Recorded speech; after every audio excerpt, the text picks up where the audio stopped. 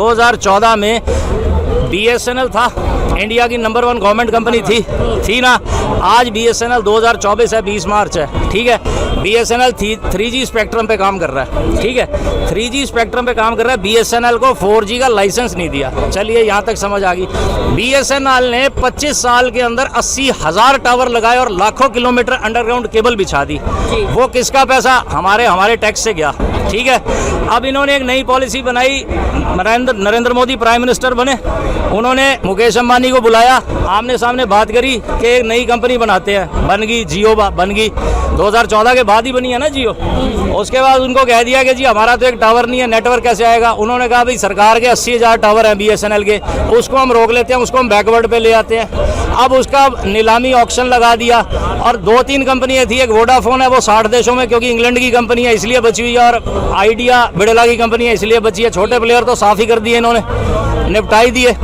और उसके बाद ये इन्होंने कह दिया कि भाई जो सरकार के 80,000 टावर थे अब वो यूज़ करेगा जियो।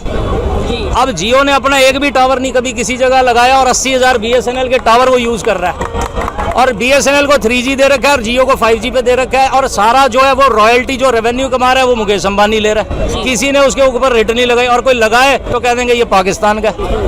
बात को समझने की कोशिश करो, फैक्ट्स को, सच्चाई को समझो। देखिए अच्छा, ये कहा जा रहा है कि भाजपा लोकतंत्र की हत्या कर रहा है, कैसे देखते हैं आप इस बयान को? क्या विचार है आपको? मैं कहता हूँ जो अभी ये जो कपड़े डाल रखे हैं ना, ये भी नहीं मिलेंगे।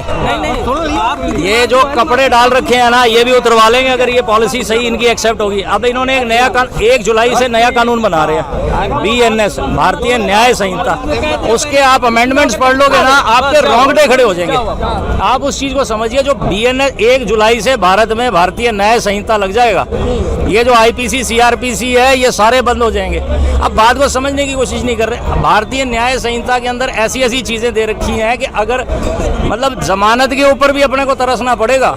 आज तो ये जज कह देते हैं ना कि भी उसमें अपने पास क्लॉज है कि भी 14 दिन का रिमांड लेते हैं, अगर इसको कोई गलती है तो इसको प्रूव करो, अदरवाइज इनको बेल दे दो और ये ट्रायल चलेगा। और अगर प्रूव होता है तो इनको उसके हिसाब से पनिशमेंट मिलेगी, किसी भी एक्यूज्ड या कोई है अगर तो। आने वाले टाइम में कानून ऐसा बन जाएगा कि अगर उसकी गलती नहीं भी है तब भी उसको ये है कि वहाँ प्रावधान दे रखा है कि इसको इसकी जमानत नहीं भी दी जा सकती।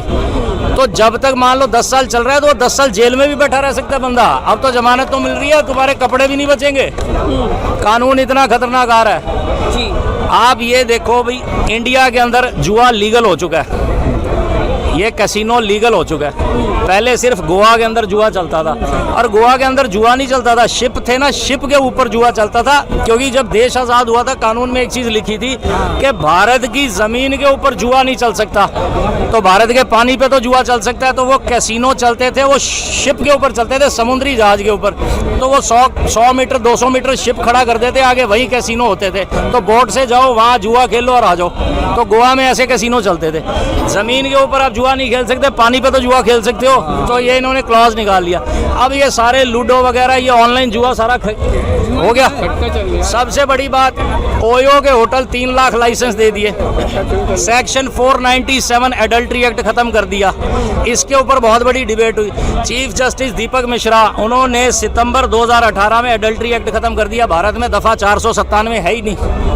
इट मीन्स आप अब क्या, आप वेब सारे बड़े यहाँ सारे 18+ हैं, 21 साल से ऊपर के हैं। आप ये बताइए, कोई भी आप होटल की वेबसाइट देख लो, चाहे मेक माई ट्रिप है, यात्रा.com है, एगोडा है, ओयो है, कुछ भी है, उसके ऊपर 18+ age, couples allowed, local ID accepted. अब ये वैश्यावृत्ति फ्री कर दी ना इंडिया में। आप इसको मानो या ना मानो, प्रॉस्टिट्यूशन लीगल हो गया, गैम्बलिंग लीगल होगी, एम्प्लॉयमेंट है नहीं। 25 करोड़ लोगों को इंटरनेट, वो जो 80,000 BSNL के टावर थे उसको जियो को दे दिए और उस पर लगा दिया, उलझते रहो और ये अपना सेफ साइड गेम खेल रहे हैं। बात को समझो यार, आप लोग, आपके माता पिता ने इसलिए नहीं पैदा किया कि आप झुंड में ऐसे खड़े रहो। उस चीज़ को समझो बात को। ये इतना ज़्यादा देखो आप ये कह रहे हैं कि हम ये दे रहे हैं, हमारा देश है हिंदू। अरे सारे हम हिंदू ही तो हैं। हिंदुओं को क्या मिला है यार, बताओ तो सही।